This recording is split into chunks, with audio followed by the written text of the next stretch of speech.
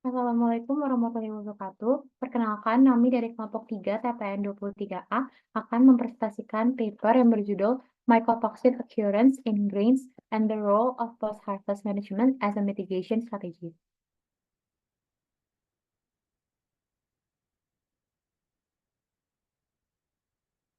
Sebelumnya, perkenalkan nama saya Yohana Roseta Damanik dengan NPM 240 210 230 052. Sekarang saya akan menjelaskan tentang pengenalan terlebih dahulu. Mikotoksin adalah senyawa beracun yang dihasilkan oleh spesies jamur tertentu yang ditemukan pada biji-bijian yang terkontaminasi. Infeksi ini dimulai dari proses di lapangan hingga pengolahan. Terdapat beberapa kondisi yang dapat memicu pertumbuhan mikotoksin, yaitu kelembapan, suhu, dan RH yang tinggi. Kondisi ini terjadi saat proses penyimpanan. Infeksi mikotoksin berdampak bagi kesehatan serta kerugian panen. Maka dari itu, diperlukan strategi mitigasi yang tepat, yaitu seperti pengendalian kelembapan dan suhu, dan juga jika dilakukan strategi mitigasi yang tepat, maka dapat menekan biaya manajemen biji-bijian.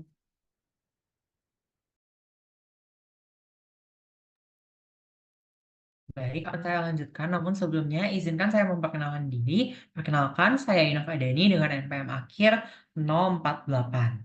Jadi, lebih dari 300 spesies jamur yang menghasilkan produk sampingan disebut mikotoksin. Seperti yang telah dijelaskan tadi, mikotoksin sendiri merupakan metabolit sekunder beracun yang diproduksi oleh jamur atau kapang. Dan mikotoksin ini yang menjadi perhatian utama bagi kesehatan manusia ini diproduksi oleh beberapa jamur seperti Aspergillus, Fusarium, dan Penicillium. Berikut adalah beberapa jenis mikotoksin yang akan dibahas pada presentasi kali ini.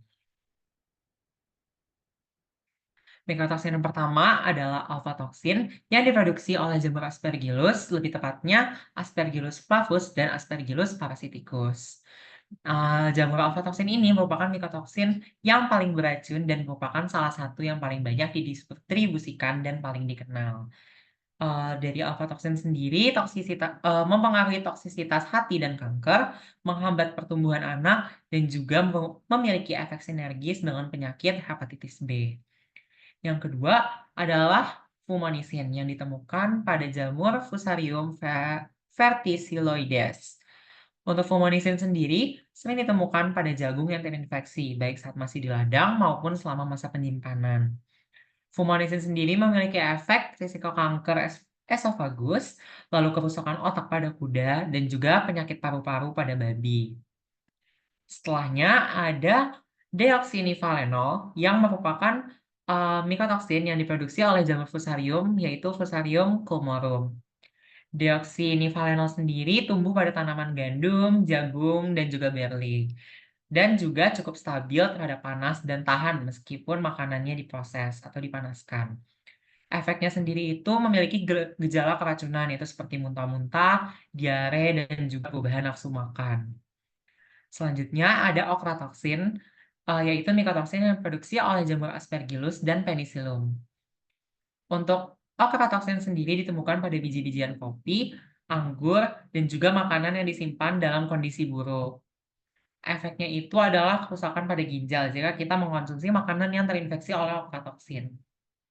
Dan yang terakhir ada zearalenone, yaitu mikotoksin yang diproduksi oleh jamur Fusarium, khususnya Fusarium roseum. Zearalenone sendiri ditemukan di tanaman sereal dan juga stabil terhadap panas dan bersifat seperti estrogen. Efeknya sendiri dari zearalenone itu yaitu kelainan hormonal pada hewan. Jadi, mikotoksin zearalenone ini cenderung menginfeksi hewan.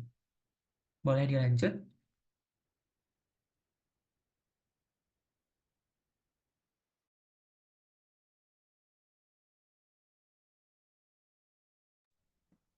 Baik, perkenalkan sebelumnya nama saya Muhammad Arsyad Rahman Kosim dengan NPM 19. Kali ini saya akan memaparkan beberapa biji-bijian umum yang rentan terhadap mikotoksin, di mana biji-bijian dianggap sebagai vektor mikotoksin utama dalam makanan atau pakan, di mana spesies jamur posisi biji-biji di ladang, dan juga dapat tumbuh selama pengangkutan dan penyimpanan jika kondisi lingkungan seperti kelembapan dan suhu mendukung. Boleh next?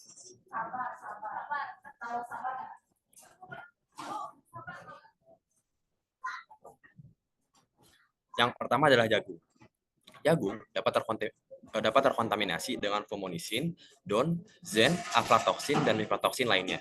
Karena infeksi oleh jamur toksigenik terutama pada genus Fusarium dan Aspergillus. Aflatoksin dan fumonisin merupakan mikotoksin utama yang terdapat pada jagung. Adapun OTA dapat terjadi pada jagung juga, tetapi lebih jarang terjadi di sana dibandingkan pada komoditas lainnya. Penyebaran mikotoksin yang luas yang mempengaruhi jagung di Afrika disebabkan oleh penanganan pasca panen yang lebih buruk. Sehingga menurut data yang didapatkan, banyak sekali benua-benua seperti di benua Eropa dan Afrika didapatkan hasil bahwa banyak sekali jagung yang terkena oleh mikotoksin. Yang kedua adalah gandum. Mikotoksin utama yang terdapat dalam gandum dan produk gandum adalah OTA, DON, zen, T2, dan HT2 yang dianalisis. Ochratoxin yang diproduksi terutama oleh Penicillium verrucosum dan zon serta zen yang diproduksi terutama oleh Fusarium graminearum adalah kontaminan mikotoksin utama gandum. Yang ketiga adalah sorghum. Sorghum rentan terhadap kontaminasi oleh berbagai jamur, baik di ladang maupun setelah panen. Mikotoksin yang paling sering dilaporkan dalam sorghum adalah aflatoksin, fumonisin, dan zen. Sedangkan mikotoksin lain seperti OTA, asam siklopiazonat, gliotoksin, dan tricotesena jarang sekali dilaporkan. Yang keempat adalah millet. Boleh di next. Tercatat di Ethiopia, zen merupakan mikotoksin utama yang paling umum yang terdapat pada millet. Hingga 458,7 ppb dengan rata-rata 76,5 ppb. Selanjutnya adalah beras. Kontaminasi mikotoksin jarang dilaporkan pada beras dibandingkan dengan sereal lainnya. Namun, beberapa laporan tetap menyebutkan bahwa beras telah terkontaminasi mikotoksin. Keberadaan mikotoksin alami seperti aflatoksin B1, aflatoksin B2, DON, OTA, dan zen telah didapati pada biji padi yang baru dipanen. Dan yang terakhir adalah kacang tanah, di mana mikotoksin paling signifikan yang ditemukan dalam kacang tanah meliputi aflatoksin, OT, patulin, fumonisin, zen, dan beberapa tricotesena termasuk DON.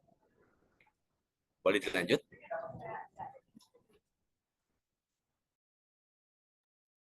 Baik, perkenalkan sebelumnya saya Luna Levines dengan NPM akhir 050. Di sini saya akan menjelaskan faktor pengaruh pertumbuhan mikotoksin pada biji-bijian. Ada 4 faktor, secara biologis, secara lingkungan, faktor pemanenan, dan juga faktor penyimpanan. Kalau faktor biologis itu contohnya seperti memang tanamannya yang rentan terhadap serangan jamur, sehingga jamur mudah tumbuh dan mudah memproduksi mikotoksin. Lalu faktor lingkungan, itu seperti suhu, kadar air, kelembapan, semua itu berpengaruh. Selain itu, kehadiran serangga juga berpengaruh terhadap pertumbuhan mikotoksin. Lalu yang ketiga ada faktor pemanenan. Bagaimana cara handling tanaman tersebut saat dipanen, dan bagaimana tingkat kematangan tanaman tersebut saat dipanen, semuanya berpengaruh. Lalu yang terakhir ada faktor penyimpanan. Faktor penyimpanan itu seperti struktur dan kondisi tempat penyimpanannya, seperti suhunya bagaimana, pH-nya bagaimana, sirkulasi udaranya, dan sebagainya. Lalu melanjutkan seperti yang sudah saya mention sebelumnya, kehadiran serangga itu berpengaruh pada pertumbuhan mikotoksin. Jadi, serangga herbivora, mereka itu bisa hinggap pada tanaman biji-bijian. Nah, lalu serangga ini dapat menyebabkan luka pada biji. Luka tersebut kemudian menjadi akses bagi jamur untuk masuk ke dalam endosperma biji, sehingga serangga itu berperan sebagai vektor spora jamur dan akhirnya biji itu terinfeksi oleh jamur. Biji yang telah terinfeksi akan mengalami kadar airnya menurun sehingga menjadi kering dan kondisi dalam biji-bijiannya itu cocok bagi jamur untuk tumbuh dan menghasilkan mikotoksin. Boleh di next.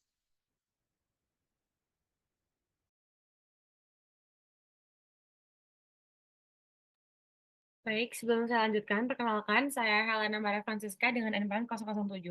Jadi berikutnya adalah mengenai mitigasi mikotoksin pasca panen.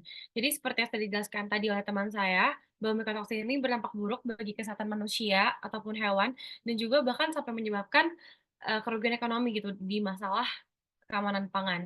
Lalu untuk mitigasi mikotoksin pasca panen ini, ada 2 kategori, yaitu ada prapanen, di mana prapanen ini masa sebelum panen, dan juga pasca panen, yaitu masa setelah panen. Untuk perpanen sendiri itu meliputi seperti menggunakan varietas tahan, manajemen lapangan yang baik, agen biologis dan kimia, atau teknik panen yang tepat. Sedangkan untuk pasca panen itu sendiri lebih ke segala aktivitas atau kegiatan yang bisa kita lakukan untuk mengantisipasi pencegahan dari tersebarnya si mikotoksin ini, seperti melibatkan pengeringan cepat dan tepat, transportasi dan pengemasan yang benar, penyortiran, pembersihan, dan lain-lain. Boleh dilanjut? Dapat dilihat juga di bagian alir yang sudah tertera pada presentasi, di mana ini tuh si mikotoksin itu sangat berpengaruh dari faktor biologis, lalu faktor lingkungan, pada saat pemanenan, saat penyimpanan, bahkan pada saat distribusi juga, maupun dari ke hewan ataupun ke manusia juga. Dan kenapa terakhir berakhir di manusia, karena memang pada akhirnya nanti manusia yang akan menghandle dan mengatur untuk pencegahan mikotoksin itu sendiri. Boleh dilanjut?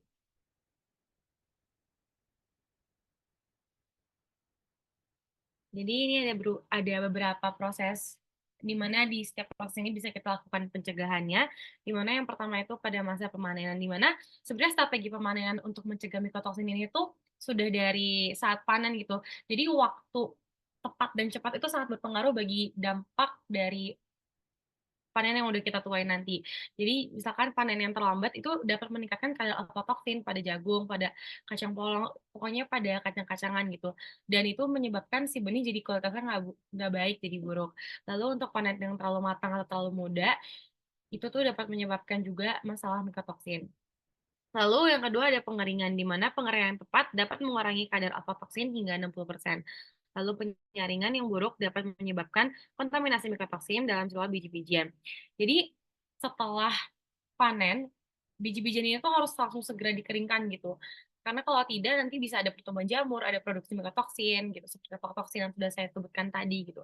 Dan pengeringan yang lambat itu dapat menyebabkan dan meningkatkan konsentrasi dari mikotoksin itu sendiri. Nah, bahkan yang tadi sudah saya bilang juga kalau misalkan pengeringan itu dapat mengurangi aflatoksin hingga 60% gitu.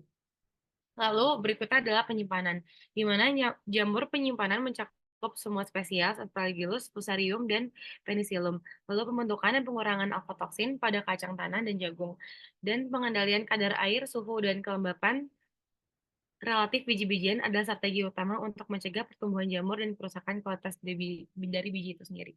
Jadi di sini tuh lingkungan juga sangat mempengaruhi hasil dari panen yang kita tuai nanti gitu. Karena seperti yang sudah dijelaskan, seperti kadar kadar air, suhu, itu sangat-sangat mempengaruhi dari panen ini. Contohnya seperti semisal kita baru memanen gitu, namun di ruangan yang sama itu juga ada makanan atau panen lain yang udah terkontaminasi gitu. Jadi itu akan memungkinkan tidak akan memungkinkan juga jika mikotoksin itu akan tersebar dan memaparkan kontaminasi ke panen yang sudah kita tuai. Lalu berikutnya adalah penyimpanan atmosfer termodifikasi, di mana oksigen rendah dan CO2 tinggi dalam sistem penyimpanan kedap udara seperti kantong 3 lapis mengurangi akumulasi aflatoksin dengan menghambat respirasi jamur. Maksudnya kantong 3 lapis yang saya sebutkan tadi itu, jadi semakin kedap ruangan atau suatu hal yang kita ungkap gitu, panen panen yang kita tutup, yang kita tutup rapat-rapat dari oksigen, kita meminimalisir oksigen, itu akan jauh lebih lama dan akan jauh lebih mengantisipasi berkembangnya si mikotoksin ini. Karena jadi semakin kedap udaranya itu akan semakin baik untuk si pertumbuhan panen. Makanya untuk kantong 3 lapis, contohnya misalkan kita panen apel terus lalu kita lapisi kantong 3 lapis dan juga ada apel yang hanya kita kantongi 1 lapis, itu akan terlihat perbedaannya di mana mikotoksin akan jauh lebih berkembang biak lebih pesat di bagian apel yang hanya dilapisi oleh 1 lapisan plastik gitu. Lalu berikutnya adalah pengolahan, di mana proses seperti pemanggangan dan ekstrusi pada suhu tinggi di atas 150 derajat Celcius. Ini maksudnya adalah dalam suhu segitu si mikotoksin itu efektif dapat mengurangi pertumbuhannya gitu. Jadi maksudnya dengan suhu 150 derajat Celcius si mikotoksin pertumbuhannya dapat terhambat, namun bukan berarti meniadakan. Lalu untuk metode fisik sebelum penggilingan seperti penyortiran, pembersihan, dan penghilangan kulit ari itu juga dapat mengurangi kandungan mikotoksin dalam biji-bijian khususnya. Lalu berikutnya adalah iradiasi untuk pengurangan mikotoksin, di mana iradiasi adalah metode penghilangan mikotoksin yang menggunakan energi dari sinar gamma atau elektron untuk mengubah struktur molekul mikotoksin. Jadi memang iradiasi gamma ini sudah terbukti di beberapa jurnal untuk mengurangi konsentrasi mikotoksin seperti trikotesena dalam biji-bijian gitu. Dan ini juga mengurangi produksinya aflatoksin juga gitu. Lalu yang terakhir adalah pengendalian kimia untuk mikotoksin, di mana minyak esensial seperti minyak kayu manis dan minyak daun cengkeh itu tuh dalam beberapa literatur juga dapat mengurangi jumlah mikotoksin dan perkembangbiakan mikotoksin seperti DON atau OTA gitu, tergantung kondisi lingkungannya juga pastinya. Lalu yang terakhir adalah penggunaan antioksidan seperti resveratrol dan minyak esensial lain, itu juga terbukti efektif dapat mengurangi kontaminasi bahkan sampai 60% gitu. Sekian dari saya, terima kasih. Boleh dilanjut. Baik, berdasarkan pemaparan sebelumnya, dapat diambil kesimpulan bahwa mikotoksin itu berdampak buruk bagi kesehatan manusia karena bersifat karsinogenik, mutagenik, dan estrogenik. Utamanya, mikotoksin yang sering mengkontaminasi biji-bijian adalah aflatoksin, fumonisin, DON, OT, dan ZEN. Nah, agar mencegah serangan dari mikotoksin tersebut, hal yang dapat dilakukan adalah panen tepat waktu, pengeringan yang tepat, dan juga melakukan pengawasan terhadap kondisi penyimpanan yang baik itu seperti apa. Selain itu, sanitasi, penyaringan, aerasi, dan pemantauan biji-bijian juga merupakan proses manajemen dasar yang turut diperlukan. Terakhir, penggunaan beberapa fungistat seperti minyak atsiri dan antioksidan penting karena substansi seperti itu cocok untuk mengurangi konsentrasi mikotoksin dalam bahan pangan. Sekian dari kelompok 3, terima kasih.